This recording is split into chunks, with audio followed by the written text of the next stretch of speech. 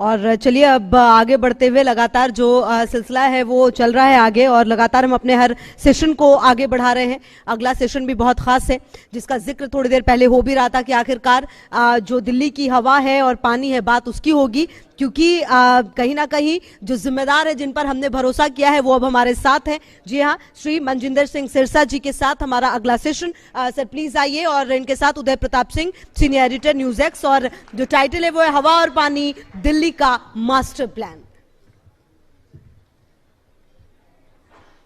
Over to you उदय।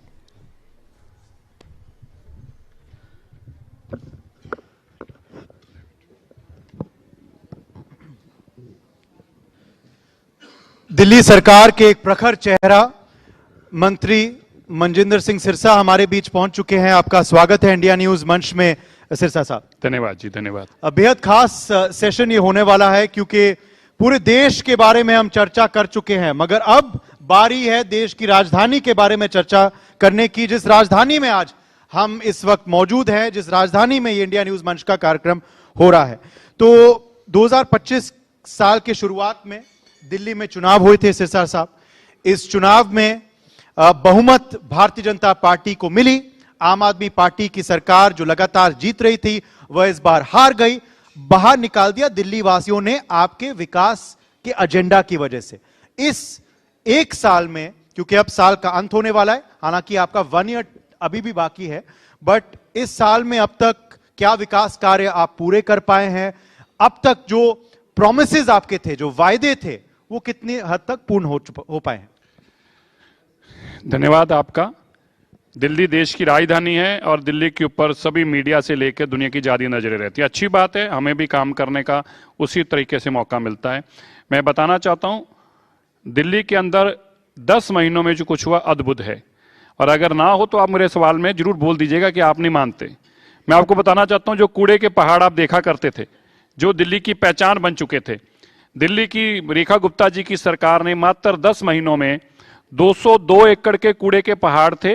उन 202 एकड़ में से 45 एकड़ जमीन में बिल्कुल कूड़े के पहाड़ हटाकर उसकी बायोमाइनिंग करके उसमें से फ्यूल बनाकर वो कूड़े के पहाड़ को 45 एकड़ को खत्म कर दिया, लगभग, जो कि 40% बनता है दिल्ली के कूड़े के पहाड़ को। उसकी हाइट 60 मीटर थी। जहां बचा भी है उसमें भी उसकी हाइट कहीं 40 मीटर और कहीं 35 मीटर रह गई है। रोज दिल्ली के अंदर 7000 मैट्रिक टन कूड़े को हम प्रोसेस करते हैं, जो रोज का हमारा जनरेट होता है। लेकिन इसके साथ ही जो केजरीवाल जी के दिए हुए 10 साल के कूड़े के पहाड़ हैं 35,000 मैट्रिक टन, मतलब जितना कूड़ा हम रोज जनरेट करते हैं उससे 5 गुना ज्यादा कूड़ा, जो लेगेसी वेस्ट हमारे पास पता केजरीवाल का दिया हुआ, उसको रोज 35,000 मैट्रिक टन कूड़े को दिल्ली से साफ करते हैं। और 2027 का लक्ष्य था, जो 2026 में पूरा करके दिल्ली के सारे कूड़े के पहाड़ हटा के दिखाएंगे। ये अनबिलीवेबल था और अनसॉल्वेबल था। एक दूसरा, दिल्ली के अंदर इस साल दिल्ली की सरकार ने एक एक एमएलए को 100 करोड़ रुपया दिया है। कितना? 100 करोड़ रुपया डेवलपमेंट के लिए, और ये मिनिमम है। रूरल के गांव में 250 करोड़ रुपया एमएलए को मिला है। माननीय मुख्यमंत्री जी ने 1 लाख करोड़ का बजट देकर कहा, सबसे पहले दिल्ली का इंफ्रास्ट्रक्चर सुधारो। अगर दिल्ली की सड़कें, दिल्ली में पीने का पानी और दिल्ली में सीवेज ठीक होगा, तभी दिल्ली के लोग सुख से रह पाएंगे। यमुना जी एक सबसे बड़ी चुनौती थी दिल्ली के लिए। हमारे पुराने मुख्यमंत्री जी हर बार आते थे, आपसे कहकर जाते थे 5 साल बाद वोट मत डालना, 5 साल बाद वोट मत डालना, हर बार यही बहाना होता था। हमने उस दिल्ली की यमुना जी के ऊपर काम करना शुरू किया। हमने देश के प्रधानमंत्री से लेकर देश के गृह मंत्री जी ने लोगों से अपील की थी, और अभी पिछले दिनों में अगर आपको याद हो तो मुख्यमंत्री जी के साथ साथ देश के गृह मंत्री अमित शाह जी भी मंच पर कह के गए हैं टीवी के, कि हमारा लक्ष्य है अगली इलेक्शन से पहले पहले यमुना जी के ऊपर जो डिसेंट्रलाइज करके हम एसटीपीस लगा रहे हैं, ईटीपीस लगा रहे हैं, दिल्ली में जितना पानी यमुना जी में जाएगा वो ट्रीटेड वाटर जाएगा, ये हमारा संकल्प है। उसके ऊपर काम शुरू कर रखा है। हजारों करोड़ रुपए का काम है, लेकिन इस काम को भी अगली सरकार बनने से पहले पहले हम ये नहीं कहेंगे हम दोबारा करेंगे। इस यमुना जी को ठीक भी करना है और वाटर फ्रंट बना के ऐसा बनाना है कि जो लोग यहाँ बैठे हैं ये वहां वॉक करने और साइकिलिंग करने जाएं। ये हमारा संकल्प है, इसके ऊपर हम काम कर रहे हैं। दिल्ली के अंदर पूरी बसेस इंफ्रास्ट्रक्चर जो है उसको हम ईवी पे ला रहे हैं। अब तक लगभग 4,500 के आसपास बसेस हम ला चुके हैं दिल्ली में। हमारा टारगेट है 2026 दिसंबर तक 7,500 बसें लाकर पूरा दिल्ली का ईवी इंफ्रास्ट्रक्चर को, पूरा बसेस के इंफ्रास्ट्रक्चर को ईवी पे लाना। और आज जब हम बात कर रहे हैं, कल सुबह भी हमारा फंक्शन है, 100 बसें कल लाएंगे। इस महीने के अंदर अगले महीने में 500 बसें और लेके आएंगे। आप सोचिए 7,500 बस जो पिछले 10 साल में नहीं 27 साल में कोई नहीं कर पाया, 27 साल में नहीं ला पाया 7,500 बसेस और सारी की सारी ई इंफ्रास्ट्रक्चर क्रिएट करना, ये अपने आप में अद्भुत है, असंभव के बराबर है जो हमने इसको करके दिखाया है। आप किसी एक प्लेटफॉर्म को पकड़ेंगे, उसी पे हमारा तेजी से काम चल रहा है। दिल्ली के अंदर जो झुग्गी झोपड़ी है वो उनको पक्का मकान मिले, उसके लिए हमारी अलग से प्लानिंग चल रही है। हमने उनको हर सूरत में सबको मकान देना है।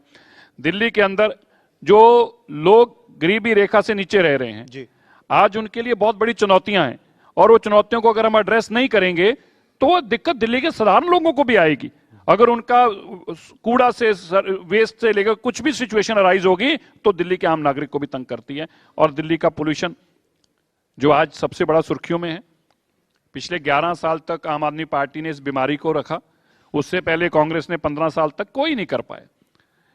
अब देखिए, मैं आप सबको बताना चाहता हूं जो यहां बैठे हैं, हमारी मेमोरी शॉर्ट है, हम भूल जाते हैं।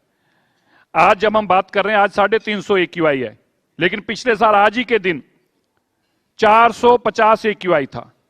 कल जो आने वाला है 18 तारीख को, पिछले साल 439 AQI था, उससे अगले दिन भी 450 के रहे थे। मतलब अगली 27 तारीख तक अगर मैं बात करूं तो पिछले इंडेक्स में 450 के इंडेक्स में ही रहा है। लेकिन हम उसको हर सूरत में कम करने के लिए इतने स्टेप्स उठाए हैं, चाहे ईवी व्हीकल्स को लेके आना मैं वही कहने वाला था, क्योंकि 350 का आंकड़ा हाँ बेहतर है 450 से सिरसा साहब, मगर फिर भी अनहेल्दी है।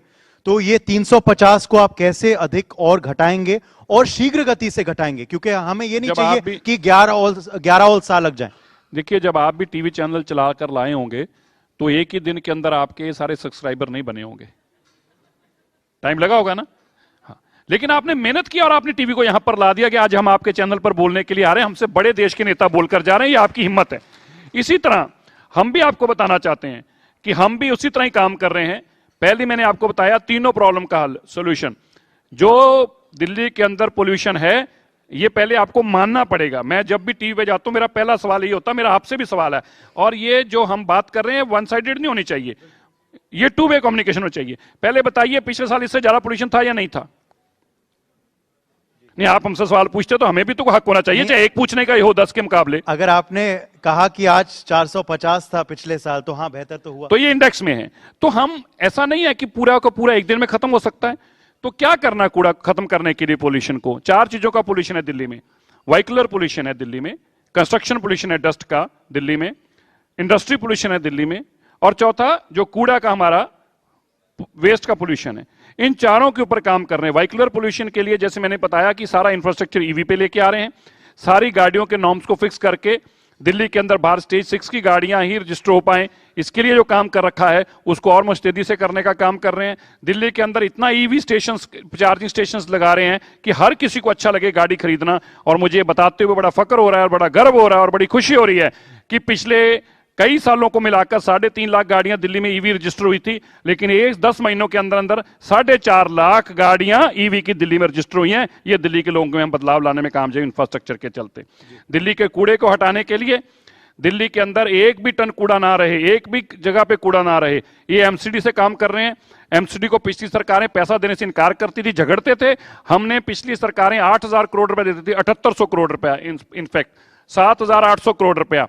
हमने आते ही तय किया 10,000 करोड़ रुपया आपको देंगे, 2,200 करोड़ रुपया फालतू देंगे, 300 करोड़ रुपया हम उनको हर साल का कूड़ा उठाने के लिए एक्स्ट्रा दे रहे हैं, 500 करोड़ रुपया उनको वन टाइम उनकी और हेल्प करी ताकि कूड़े को खत्म किया जा सके। बायो माइनिंग को हमने बढ़ाकर 20,000 से 35,000 मेट्रिक टन पर लेके आए हैं, जो कि अपने आप में 2.25 गुना है। हमने हर फील्ड के अंदर एक्सेल किया है। यही कारण है कि पिछले 1 साल के अगर मैं आंकड़ों की बात करूं, 2024 में जितने साफ दिन रहे थे उसके मुकाबले आज जब हम बात कर रहे हैं तो 37 दिन फालतू हमारे साफ अभी तक रहे और हैं। शायद इस हफ्ते की भी बड़ी खबर यह थी कि आपने शायद एक और नियम आप हमने- लागू करने वाले हैं पीयूसी का। हमने ये सख्ती से इसलिए करने को, हम चाहते नहीं है दिल्ली के लोगों को तकलीफ, हम चाहते हैं कि हम तकलीफ लेके दिल्ली का पोल्यूशन साफ करें, लेकिन कई बार एक्सट्रीम स्टेप्स आपको लेने पड़ते हैं। वो शॉर्ट टर्म है, लॉन्ग टर्म जो काम कर रहे हैं, लेकिन शॉर्ट टर्म एक्सट्रीम के लिए एक्सट्रीम स्टेप हमें लेना पड़ा कि जिनके पास, मैं अभी आपको भी बताता हूं कि कुछ लोग यहां भी लोगों को बैठे भी होंगे। अवगत करा देते हैं। हाँ, तो क्योंकि ये पीयूसीसी जो पोल्यूशन अंडर कंट्रोल सर्टिफिकेट है, ये सर्टिफिकेट सबके लिए लेना जरूरी है। कल से ये लागू होगा कि जिसके पास पीयूसी सर्टिफिकेट नहीं होगा, जो कि कंप्लाइंट नहीं कर रहा होगा पोल्यूशन को, उसको कल तेल नहीं मिलेगा। जब तक अपना पोल्यूशन ठीक नहीं कराएगा उसको तेल नहीं मिलेगा। पेट्रोल पंपों के ऊपर ये ऑर्डर पास किया मगर गया। ये बहुत अच्छा ऑर्डर है और अच्छा कदम है, जैसे आप कह रहे हैं एक्सट्रीम स्टेप है मगर जरूरी है। मगर इसका इंप्लीमेंटेशन अब कैसे होगा? 100% क्योंकि होगा। ऑर्डर मैं इज बताता वेरी गुड बट इंप्लीमेंटेशन भी जरूरी है। जी मैं बताता हूं, हमारे आप सबको भी जानकारी होनी चाहिए कि कभी अभी ये टीवी चैनल एक माध्यम होता है, जब आप लोग हमसे बात करते हो तभी लोगों तक बात पहुंचती है। तो आपको जानकारी होनी चाहिए कि दिल्ली के अंदर हमने सभी पेट्रोल पंप्स के ऊपर कैमरे लगा रखे हैं, एएनपीआर लगे हैं। वो कैमरा जैसे आप गाड़ी अपनी लेके जाते हैं, आपने नोटिस नहीं कभी लिया होगा, लेकिन आप आज के बाद ध्यान लेंगे, और जिनके पास पीयूसी सर्टिफिकेट नहीं उनको तो ज्यादा ध्यान आ जाएगा कि जब आप वहां जाएंगे तो आपकी गाड़ी की नंबर प्लेट एचएसपी जो है वो नंबर प्लेट को रीड करता है। जैसे रीड करता है उसमें सारा डेटा आ जाता है। द मोमेंट उसमें डेटा आएगा कि इसका पीयूसी सर्टिफिकेट नहीं है, तो वो वहां पे शोर मचा देगा उसी टाइम मशीन, और उसको नहीं मिलेगा। और उसकी स्ट्रिक्ट कंप्लायंस के लिए जहां हमारी दिल्ली के सरकार के लोग रहेंगे, डिपार्टमेंट ऑफ ट्रांसपोर्ट से, वहीं दिल्ली पुलिस के सीपी साहब के साथ अब बैठक करके तय किया है कि एक एक लोग उनके भी वहां पे रहेंगे ताकि इसकी कंप्लायंस हो सके।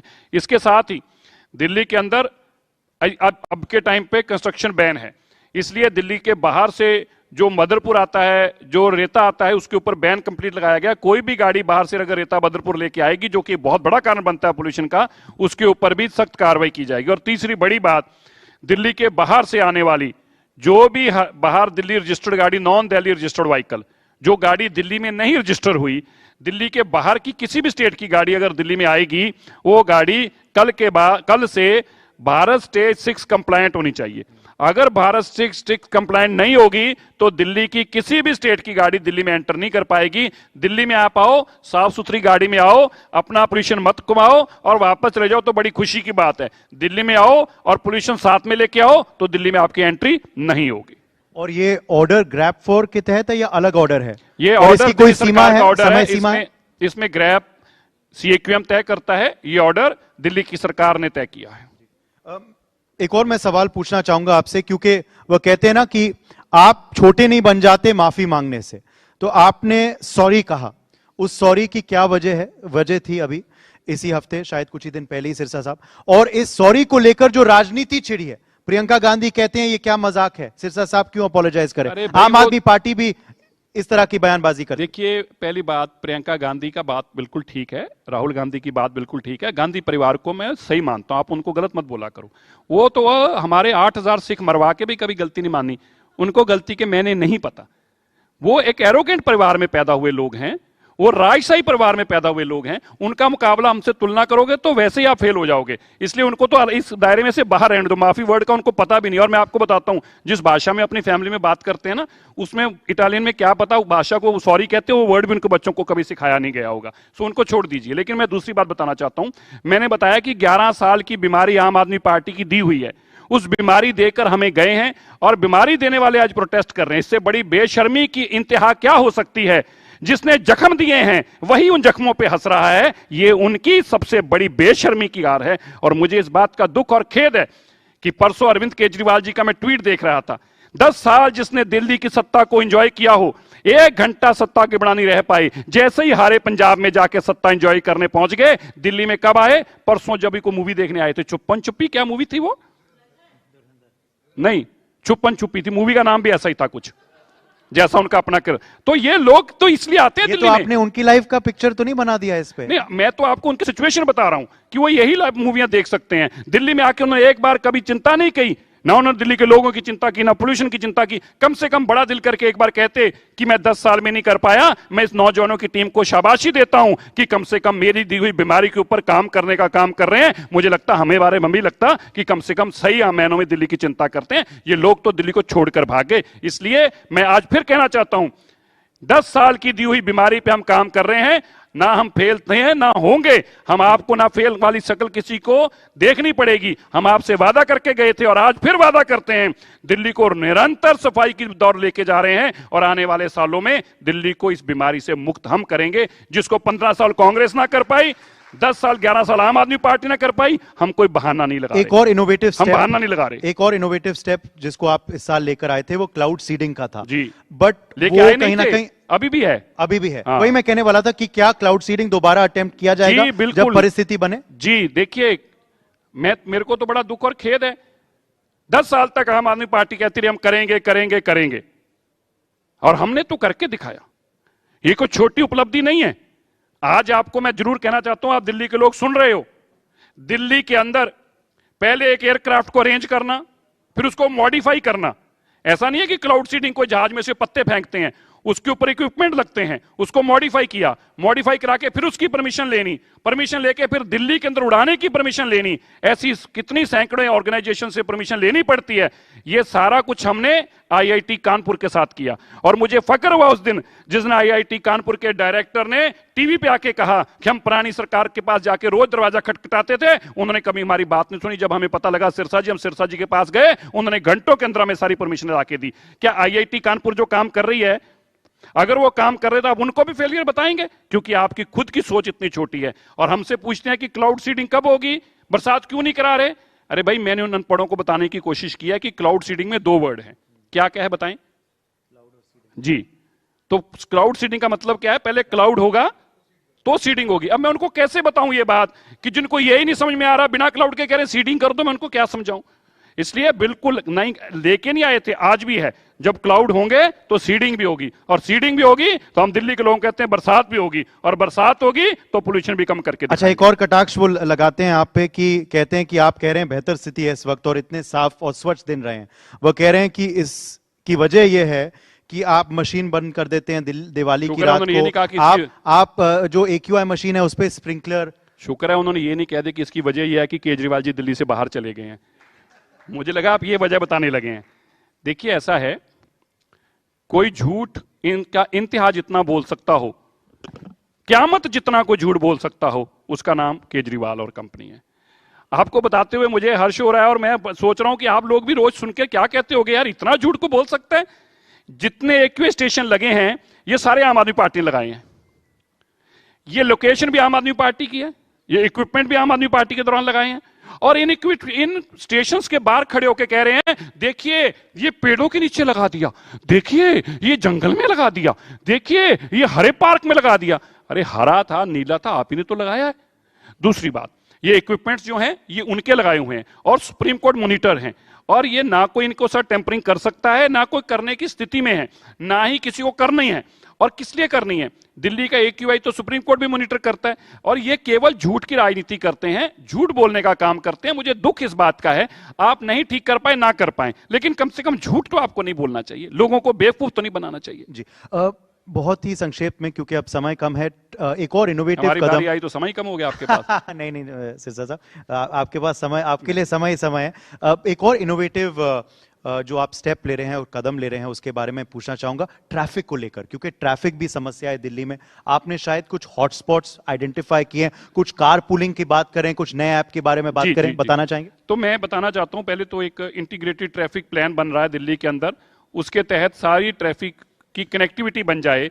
मतलब एक रेड लाइट जो है वो दूसरी रेड लाइट से बात कर पाए, इंडिविजुअल ना रहे, वो रेड लाइट दूसरी रेड लाइट को बता पाए कि पीछे ट्रैफिक नहीं है, तुम इसको रेड कर सकते हो। तो ऐसा इंटीग्रेटेड प्लान बना रहे हैं। एक दूसरा, दिल्ली के अंदर जो पोल्यूशन के बड़े कारण हैं उन सब के ऊपर इनोवेशन के तरीके से कम करने का काम कर रहे हैं। हम ऐसा भी एक MOU साइन किया है IIT मद्रास के साथ, जो सरफेस हीटिंग जो पोल्यूशन है, जिसमें सरफेस पे जब गाड़ी चलेंगी तो जो पोल्यूशन वो लाती हैं वो सरफेस ही खा लाए, उसी को वहीं का वहीं केमिकल बिछाया जाए और वहीं उसको अरेस्ट हो जाए वो केमिकल के साथ ही। ऐसा स्टडी भी हमारी चल रही है। और तीसरी, दिल्ली के अंदर जो अभी आपने बताया, हमने गूगल के साथ टाई अप आज करने की बात रखी है। दिल्ली में आम आदमी पार्टी ने 2018 में 13 हॉटस्पॉट आइडेंटिफाई किए थे, उसके बाद वो कभी आगे बढ़े ही नहीं।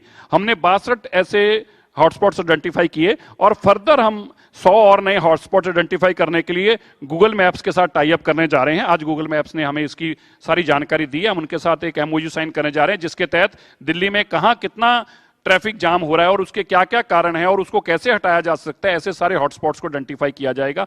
हमारे इनोवेशन के तौर पे बहुत सारे काम चल रहे हैं और आपका समय कम है, लेकिन एक दिन मैं चाहूंगा 1-to-1 इंटरव्यू करें और हम आपको बता पाएं कि दिल्ली किस तरह से इनोवेशन की तरफ चली और इस इनोवेशन से कैसे दिल्ली का पोल्यूशन को कम कर पाएंगे। बिल्कुल नहीं, बहुत ही इनोवेटिव आइडियाज हैं आपके, जैसे आप कह रहे हैं, और लगातार ये आइडियाज को इंप्लीमेंट करते ही जा रहे हैं। ऐसा नहीं है कि एक या दो है। अभी आज के हमने एक इनोवेशन चैलेंज थ्रो किया था, अभी IIT दिल्ली उसके ऊपर काम कर रही है। अब तक 239 या 40 लोग आ चुके हैं, जिसमें से 5-6 को तो मैंने व्यक्तिगत तौर पर उनके इक्विपमेंट्स देखे हैं। मैं मानता हूं कि अगर जैसे IIT दिल्ली उनकी परमिशन देगी अगर चलाने की, और उसके अंदर कैटलिक कन्वर्टर से लेके जो आपके सिलेंसर्स के ऊपर लगाया जा सके और उससे पोल्यूशन को कंट्रोल किया जा सके, ऐसे इक्विपमेंट है जो छत पे लगाए जा सके उससे पोल्यूशन को कंट्रोल किया जा सके, ऐसे अनेकों के ऊपर हम काम कर रहे हैं। मुझे उम्मीद है कि जैसे IIT दिल्ली की तरफ से गो एड मिलेगा, दिल्ली के लिए एक नई जान फूंकने वाले ये इक्विपमेंट्स हो सकेंगे। हम इस पूरे इंडिया न्यूज मंच के जो 48 घंटे हैं अलग अलग विषयों के बारे में चर्चा कर रहे हैं, अलग अलग राज्यों के बारे में भी बातचीत कर रहे हैं जो आने वाले दिनों में चुनाव जहां होंगे, जहां संपन्न होंगे। तो एक ऐसा राज्य है 2027 में पंजाब, वहां पे चुनाव जो हैं वो होंगे। हमने देखा है कि बीजेपी ने अकाली दल के संग गठबंधन करके पूर्व सरकार में वो अच्छी स्थिति में थे, मगर सिंगल लार्जेस्ट पार्टी कभी बीजेपी नहीं बन पाई है पंजाब में। सिख समुदाय को कैसे बीजेपी लुभा पाएगी? क्या सिख समुदाय को लेकर आपको लगता है अभी भी कुछ गैप है, कुछ जो गैप कुछ पार्टीज द्वारा लाई गई है? और सिख समुदाय के बीच में क्या आपको लगता है कि बेहतर प्रदर्शन इस बार 2027 में हो पाएगा पंजाब में? सिरसा साहब जी बिल्कुल होगा। देखिए, पहली बात, जैसे आपने कहा कि हम कभी अपने दम पर ला नहीं पाए मेजोरिटी, उसका रीजन हम लड़े ही नहीं। हम तो 24 सीटों पे लड़ते थे, हम कभी लड़े ही नहीं, तो कैसे पता चलेगा? 2022 का पहली बार हम चुनाव लड़े, 2024 का दूसरा हम लोकसभा का चुनाव लड़े। लोकसभा में आपकी जानकारी के लिए हमारे 50% सीटों पे हम सेकंड लार्जेस्ट रहे, कहीं 5,000 वोटों से आ रहे हैं, कहीं 40,000 वोटों से, कहीं 10,000 वोटों से, बहुत कम मार्जिन से। 2027 के अंदर देश के प्रधानमंत्री मोदी जी ने जो पिछले 12 सालों में सिख कम्युनिटी के लिए काम किया है, मैं कह सकता हूं कि 70 साल तक कांग्रेस वो कर नहीं सकी।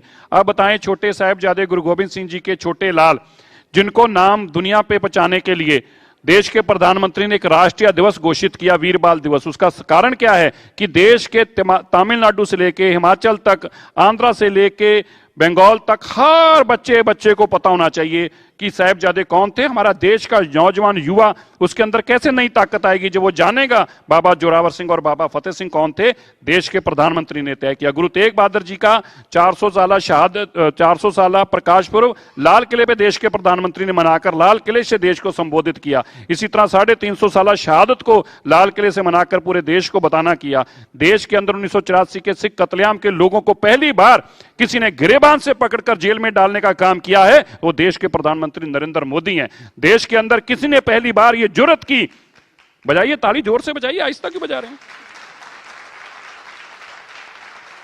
देश के अंदर किसी ने पहली बार अगर जुर्रत की कि पाकिस्तान जैसे मुल्क जो हमारे साथ पूरी लड़ाई में खड़ा था उस वक्त, 2019 के अंदर करतारपुर साहब का कॉरिडोर इसलिए खोला कि गुरु तेग बहादुर, गुरु नानक देव, गुरु गोविंद सिंह जी के सिख जो हैं वो यहां पे नतमस्तक होने जा सके बिना पासपोर्ट पे। ये हिम्मत किसी में थी? तो देश के प्रधानमंत्री नरेंद्र मोदी में थी। मैं आपको फख्र से बताना चाहता हूं, मुझे फख्र है बताते हुए कि देश के प्रधानमंत्री ने 3 ऐसे काम किए हैं जो देश में 100 साल में ना को कर पाया है ना कर पाएगा। आप जानकर हैरान होंगे कि देश के अंदर सिखों का जो गटका हमारा मार्शल आर्ट है उसको राष्ट्रीय खेलों में स्थान दिया गया है। मतलब आपका बेटा अगर क्रिकेट जीत कर आता है, हॉकी का चैंपियन बनता है, उसको जो सरकारी नौकरी मिलेगी, मेरा बेटा अगर गतका खेल कर आता है अपना मार्शल आर्ट, उसको भी वही सरकारी नौकरी मिलती है। देश के प्रधानमंत्री ने करके दिखाया है। पंजाबी जो हमारी मां बोली है, जो गुरमुखी है, जो गुरसिक्की के साथ जोड़ती है, उसको कंपलसरी पहले स्कूलों में किया गया और साथ में यह तय किया गया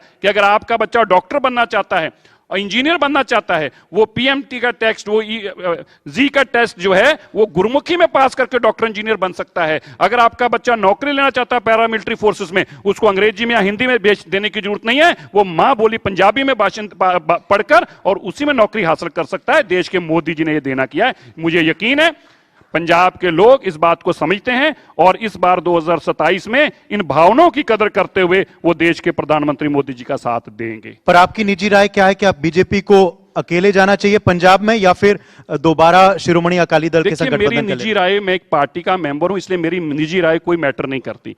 पर मैं ये बताना चाहता हूं, पार्टी का यही अब तक का स्टैंड है कि अकेले चले थे।